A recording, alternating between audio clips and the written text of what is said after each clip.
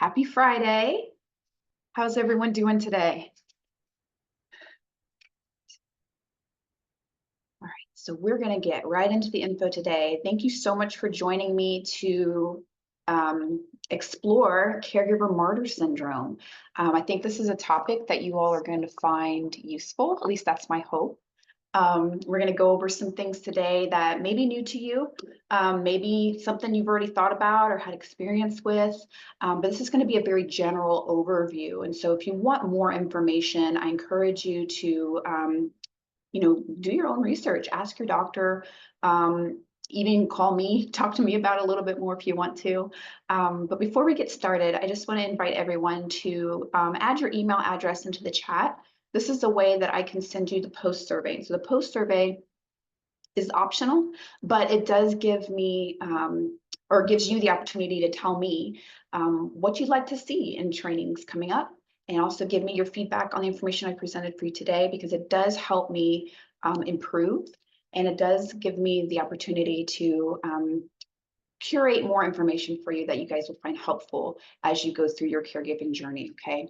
So that all being said, let's go ahead and go over our agenda for today. So we're going to go very briefly, we're going to talk about, we're going to define martyr syndrome as best as we can.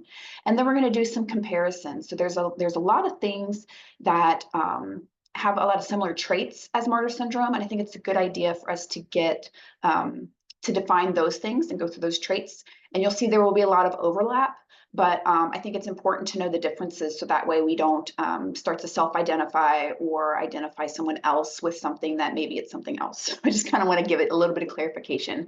So those things are going to be people-pleasing, victim mentality, and savior complex, okay? And then we're going to go over some of the negative implications of martyr syndrome and why it's something that we should address in our lives that could be causing complications in relationships and in just our whole well-being, okay? And then we're going to talk about how do you address martyr syndrome and some of these other diagnoses or syndromes, because it's one thing to tell you about them, but it's quite another to tell you how you can overcome some of these things. So that's why I'm going to touch on that briefly, okay? And as always, if you have questions, I will offer time at the end for questions, and I will stop the recording so that we can have more of a candid discussion and support one another and really foster that community building that is so important for us as we take on this journey of taking care of our loved ones. So I just ask that you hold your questions to the end, and if you need to get them out and so you don't forget what they are, feel free to put them in the chat and we can address those at the end, okay? So let's hop into it. So understanding martyr syndrome. So martyr syndrome in family caregivers, this can manifest as a pattern or patterns of behaviors where you're consistently putting the needs of your loved one above your own, okay? And of course, that is part of the job, right? There are some things that you just have to prioritize above yourself, okay? And I understand that. And so please keep in mind as I go through this information, in a caregiving scenario, some of these behaviors are absolutely essential, okay? And so I don't want you to dwell too much on, well, I shouldn't be prioritizing my loved one over myself, okay? Because sometimes you just absolutely have to, that's caregiving.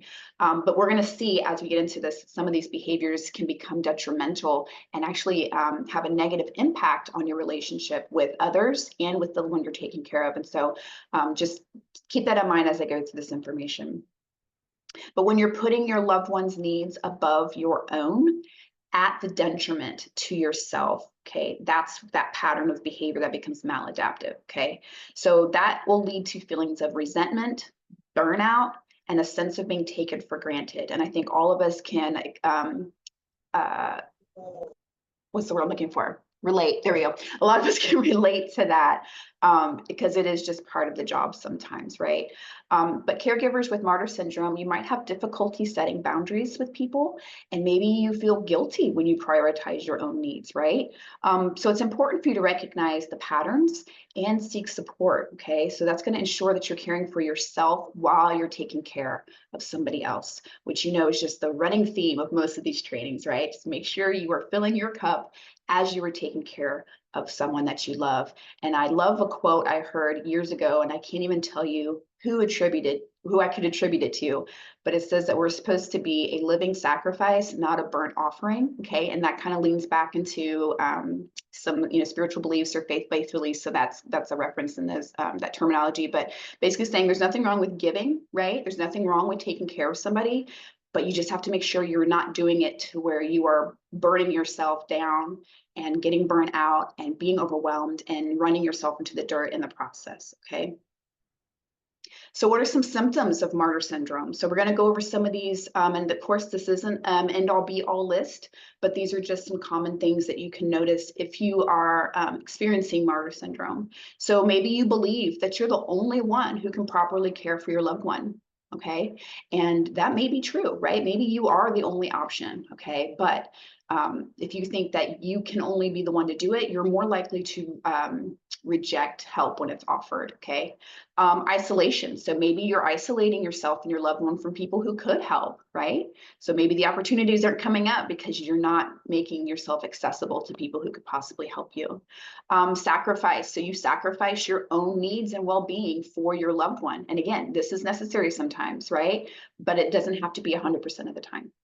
And some emotional symptoms that you might experience: anger, guilt, loneliness, resentment, and sadness. Okay.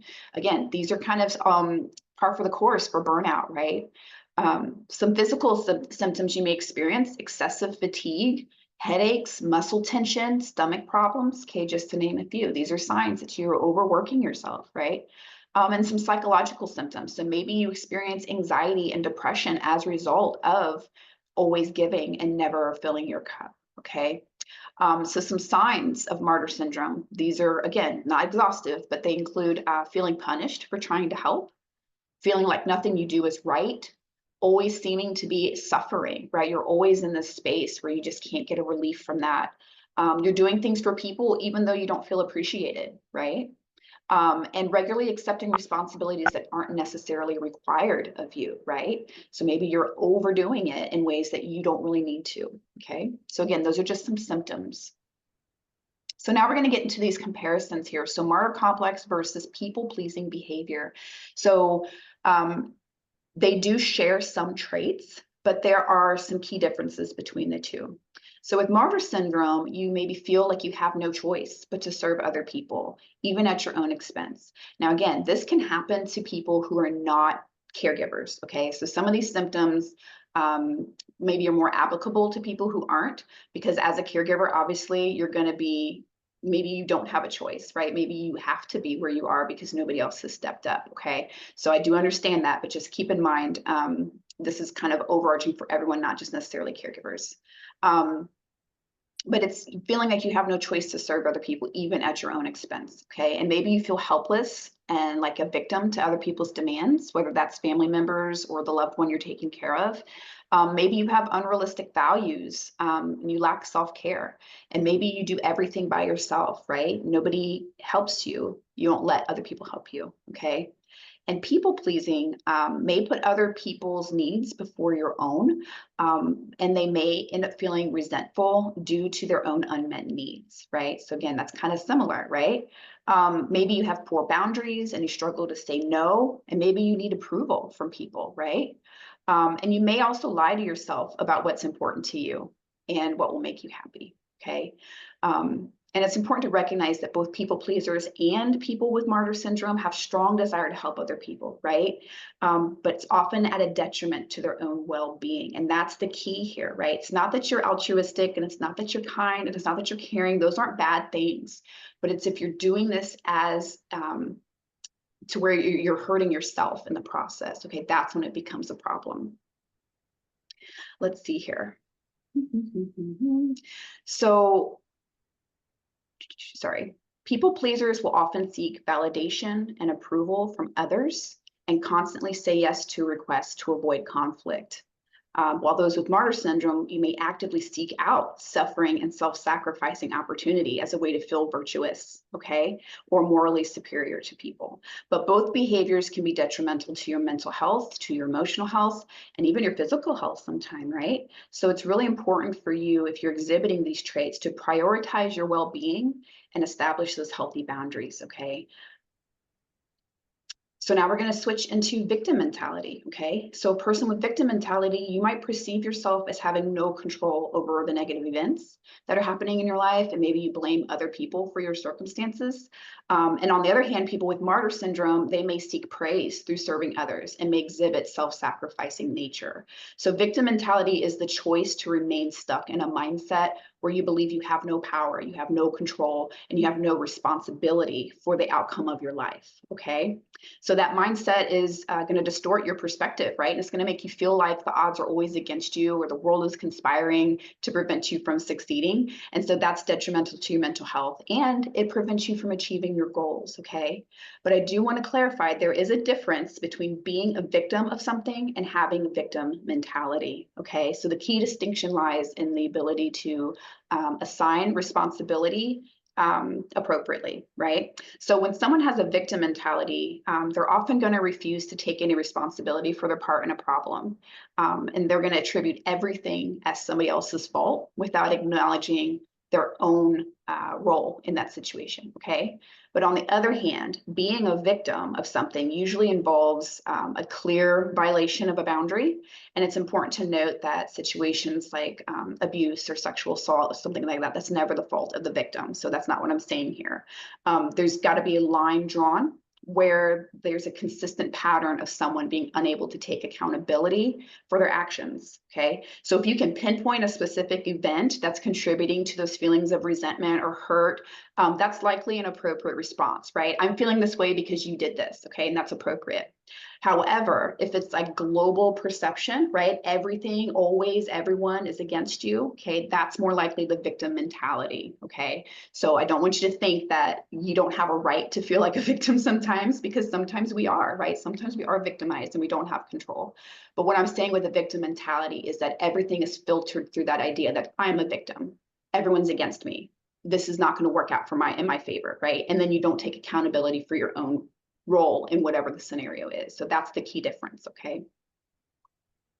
So some common traits for people with victim mentality. So the need to kind of dwell on every trauma or every crisis or every disease that you've ever experienced, especially if it's from your childhood.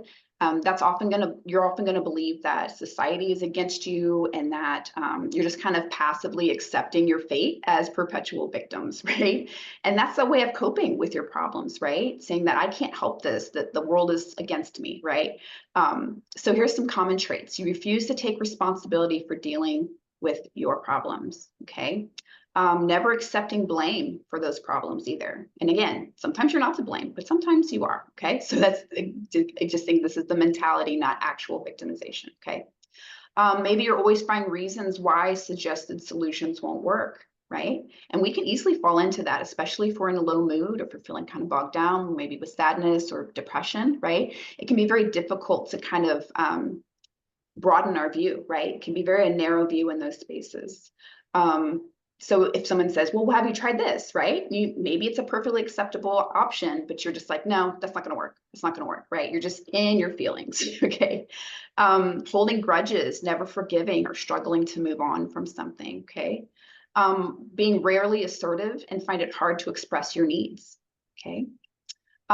Maybe you believe that everyone's out to get you, or you don't trust anybody. Maybe you're negative and pessimistic, and you're always looking for the bad, even in the good. And again, we can all fall into these patterns, okay? You may see some of yourself in all of these, and that's okay. We're human beings, okay? And you're often highly critical of other people, and maybe you rarely enjoy lasting friendships, okay? So those are just some symptoms. So according to psychologists, people with victim complex or victim mentality, they use these beliefs as a way to cope or completely avoid life's difficulties, okay? Because if you are the victim and you have no control, then you just have to lay there and accept whatever fate has dealt you, okay? And so it's a good way for you to avoid taking accountability, taking responsibility, and getting an action plan to shift your situation, okay? So there is a behavioral scientist, author, and speaker named Steve Maraboli, and he says the victim mindset dilutes human potential. Okay, and I think that's very, for me, it was very like awakening, like, oh, wow, that's So true. So by not accepting personal responsibility for our circumstances, we greatly reduce our power to change them. Okay. And so I want you to keep that in mind, that these traits, these things that I'm pointing out, if you see yourself in them, that's okay. Okay. There's ways to kind of dig yourself out of this hole, so to speak. And I really hope that this will give you some empowerment, right? Because once you know that you have control, it's a lot easier to game plan and figure out where you want to go next and set those goals. So now we're going to shift into savior complex. So savior complex is also known as the Messiah complex or white knight syndrome. Okay, so if you've heard any of those phrases, that's what we're talking about. So this is a psychological phenomenon in which you believe that you have a mission or a duty to save or rescue or fix other people's problems and their suffering. Okay, so people with the savior complex will often feel a strong need to help others, even at the expense of their own well-being. Do you see a trend here? And maybe you believe that you're the only ones capable of helping somebody. And again, these things aren't necessarily in and of themselves wrong, but when you are taking it to the extreme where it's hurting yourself and it's hurting other relationships, that's when this becomes a problem. Okay, let's see here. Next slide. So some common characteristics and behaviors associated with the savior complex. And again, these are just generalizations, okay? This isn't exhaustive and this isn't individualized, okay? These are just general symptoms. So excessive caregiving, right? Well, if you're caregivers, I think most of your caregiving is gonna be seemingly excessive sometimes. But if you have a savior complex, you tend to take on that role of caregiver or rescuer in a lot of relationships, right? Not just the one that you're taking care of, a loved one who can't take care of themselves. Okay, so maybe in your other friendships, maybe in your other family relationships, maybe even at work, right? So maybe you feel responsible for meeting emotional, financial, or physical needs of other people. Okay, and that can be a lot of energy to spend taking care of somebody else emotionally, financially, physically. Okay.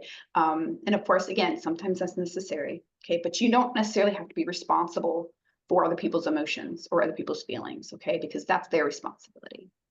Over concern for the welfare of others. So people with this complex are often overly concerned with the welfare of others.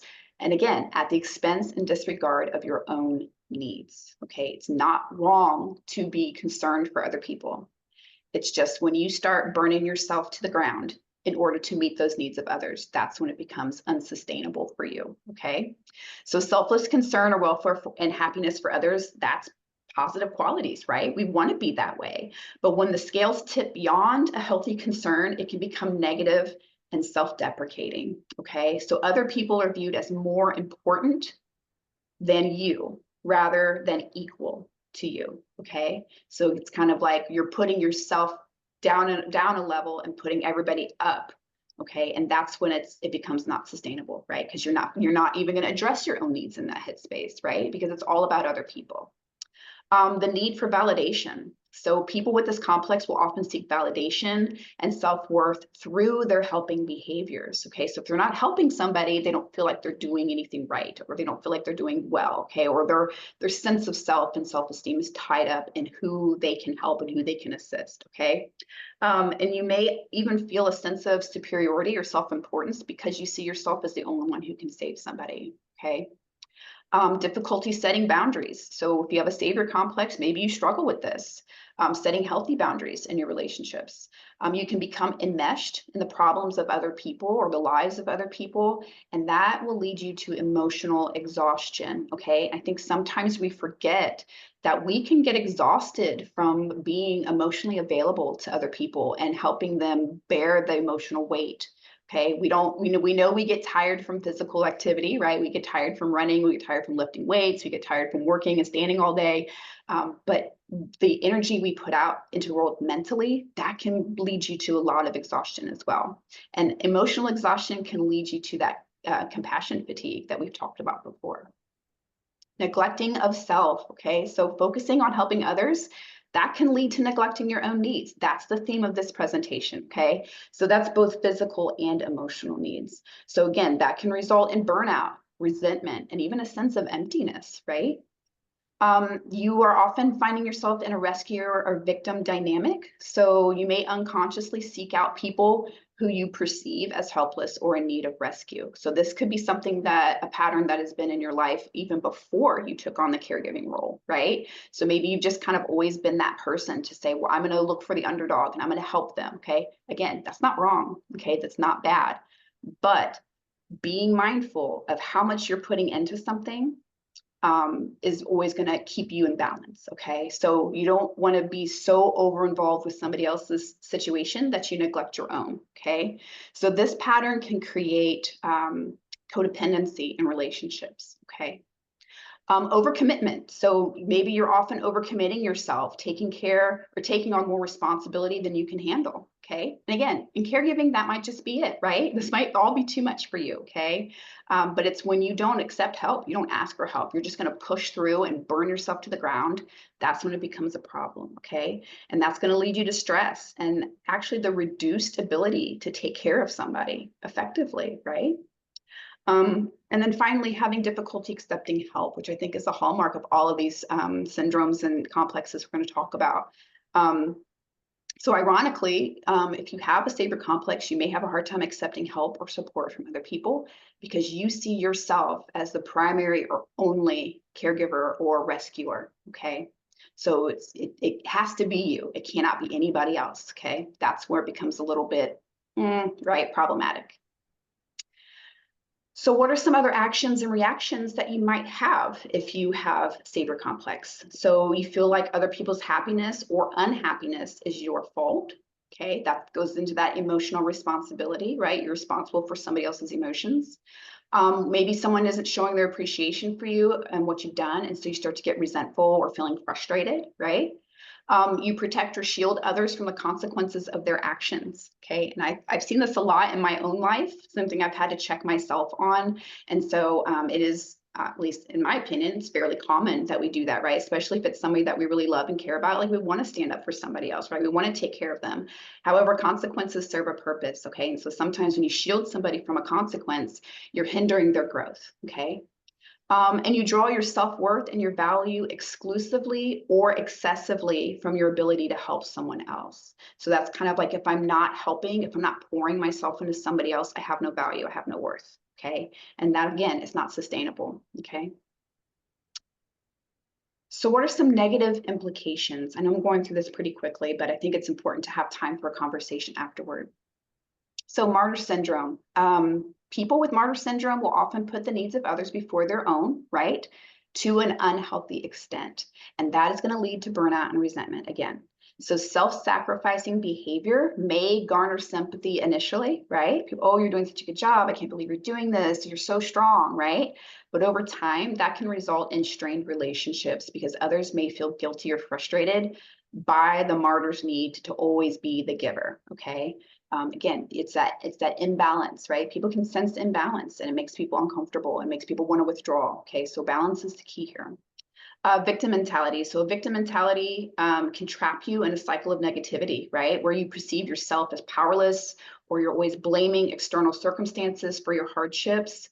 And that mindset can hinder personal growth, like we discussed earlier. So, and this discourages taking responsibility for your actions and seeking proactive solutions, right? Because you're like, if this is just the way the world is, the world's against me, there is no proactive solution, right? There is no goal to hit because this is just what it is. So you just kind of lay down and accept the victimization, okay? So that can also alienate other people who might be getting kind of tired of the constant negativity, right? You're always complaining about what's going wrong in your life and how somebody did you dirty or whatever. And you're not pushing forward to a solution, okay? That can be very off-putting to people. So it can definitely affect your relationships. People pleasing. So people pleasers will often go to great lengths to avoid conflict, okay? And that's why a lot of them have a hard time saying no because they don't want to disappoint somebody. They don't want someone to be mad at them, right?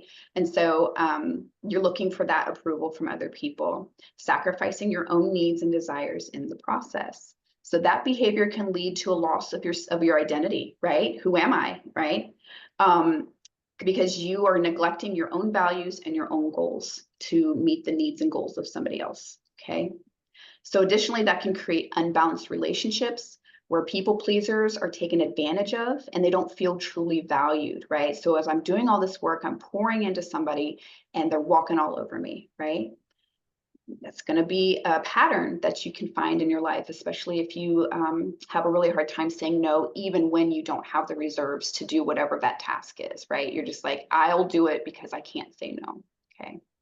And then the savior complex, you're going to feel compelled to rescue other people, believing that you know what's best for them. Okay. So the problem with this is that can actually undermine the autonomy of those that you're trying to help and create a dependency. So I know a lot of your loved ones obviously are dependent on you, but there's still some level of autonomy there for most of you where you can still allow your loved one to be who they are, set their boundaries, state their needs and things like that.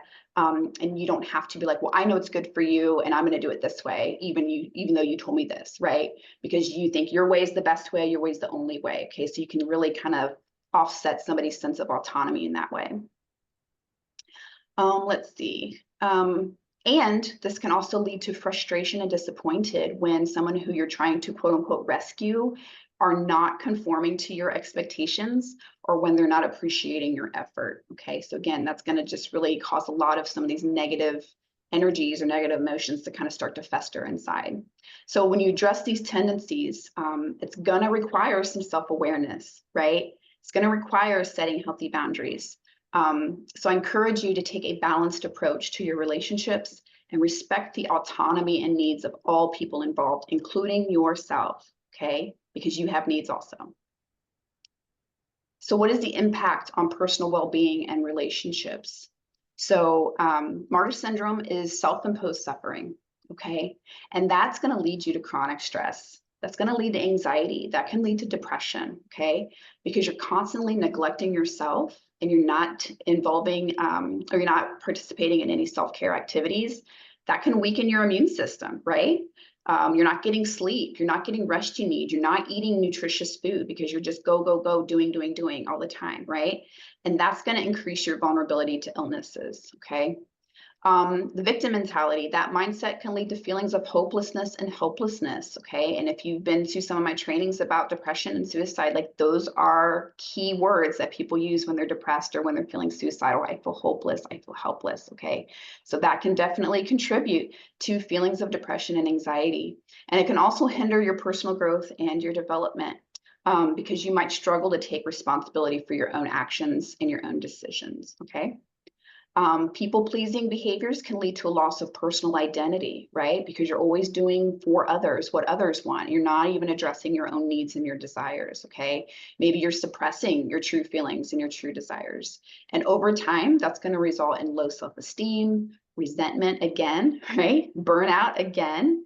And you might strive to meet unrealistic expectations of others and just, you're just getting burnout in that space, right? Because you're not meeting, you're not concerning your own expectations in this. It's always about somebody else, okay? Savior complex. So that, again, will lead to codependent relationships, okay? And that's maybe an overwhelming sense of responsibility for other people and their problems. And the stress of constantly trying to fix other people, quote unquote fix, that can result in anxiety also. Fatigue, emotional exhaustion, okay? So none of this is sustainable over a long period of time. So these patterns overall can create a cycle of negative thoughts and negative emotions, and that's going to erode your self-esteem and your personal satisfaction, okay? So addressing these issues will often require, again, self-reflection, setting healthy boundaries, and in some cases, seeking professional help to help foster a more balanced and fulfilling life, okay? And we'll talk about that in a little bit here. Right. So how do we address Martyr syndrome or any of these, right? Because it's not, you might not just be in Martyr syndrome. You might be victim mentality. You might be people pleasing. You might have savior complex. Okay. So this is going to be useful for all of those. So a multifaceted approach is going to be your best bet. Recognize, modify your self-sacrificing behaviors. Okay. Because sometimes I think, especially in caregiving, because it does progress for a lot of us, we don't might not even realize we slipped into these patterns, right? Maybe they're patterns we've had way before we became a caregiver, but sometimes this could have just developed because of the job that you're doing, right?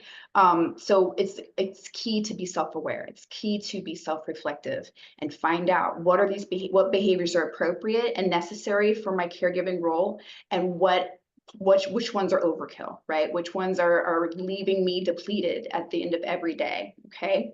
So some strategies you can consider. Self-awareness, right? Reflect on your behaviors and your motivations, right? Why are you doing what you do? Okay. Is it for yourself, or is it really for the other person? Okay. So journaling or therapy, they can help you understand why you feel compelled to sacrifice yourself for other people, right? And it'll help you recognize patterns that aren't healthy for you. Okay.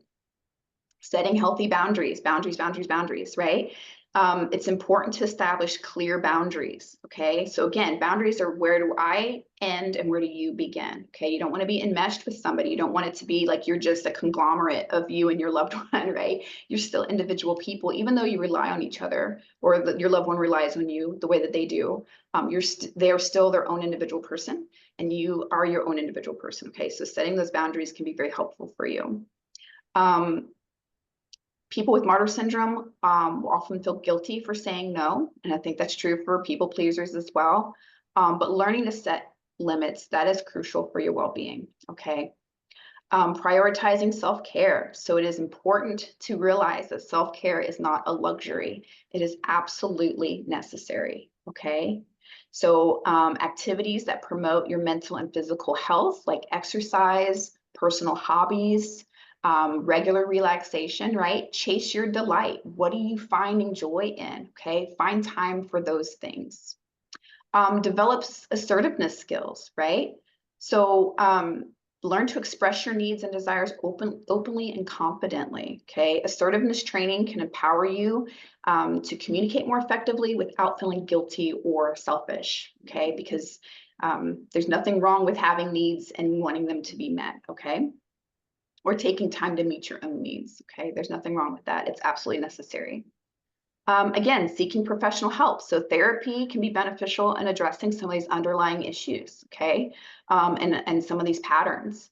A therapist can provide personal strategies, right, for yourself, individualized support, and changing those maladaptive thought patterns, okay? And then finally, foster supportive relationships. So building and maintaining relationships with people who respect your boundaries and support your growth, that can be a game changer, right? Especially if you're in a situation where maybe you've always been a people pleaser, right? And people know that. And so they know you can't say no. And so they take advantage of you. And so if those are the types of relationships you're in, maybe it's a good idea to seek other relationships, right? People who want you to take care of yourself, people who want you to succeed, and people who want you to grow, right? The company you keep can be very, very important in making your journey sustainable, okay? But the bottom line is any of these you want to address with compassion, right? Self-compassion especially, and understanding, and learning to balance your natural altruistic personalities or tendencies with self-care, okay? That is what's going to lead to healthy and more fulfilling lives, okay? Again, being a person who wants to take care of somebody else, being a person who is willing to go the extra mile for their fellow man or woman, that is not wrong. Okay, we need more people like that. It's finding that balance, right? Because you cannot, that age-old saying, you can't pour from an empty cup, right? If you don't take care of yourself and you don't understand the motivations behind some of these burnout type behaviors, you're going to continue to be in these cycles. Okay, so it's important to kind of find out, how do I get off the merry-go-round, right? So I know that was very quick, but that's the information I have for you today. I did put this QR code up here because if you saw yourself in any of these descriptions, if you saw yourself in any of these symptoms, if you say, yes, I do struggle with saying no, yes, I do find fulfillment in, burning myself to a crisp for other people, right? That's okay. We have an on-staff social worker, Pamela, who is on the call today, and I know I've introduced you to her before. But this is our QR code. You just, if you've got a smartphone, you just open up your camera app and you hold it against this QR code, and it'll pop up our website where you can register for support groups, for individualized care, okay? And this is free of charge right now. And so if you want to participate, I encourage you to do so, because some of these behaviors, you know, you might be like, oh, I get it, I see it now, and I'm going to work towards it, and that's fine. You don't need any help, and that's fine. But some of them might be a little more tricky, and maybe you need somebody who has the skill set and the experience to kind of help guide you through some of this and uncover some of this internal stuff. And so I just wanted to give you the opportunity and invite you to reach out and see what we can do for you to make this, again, sustainable and enjoyable as you take care of your loved one, okay? So I'm going to stop my share and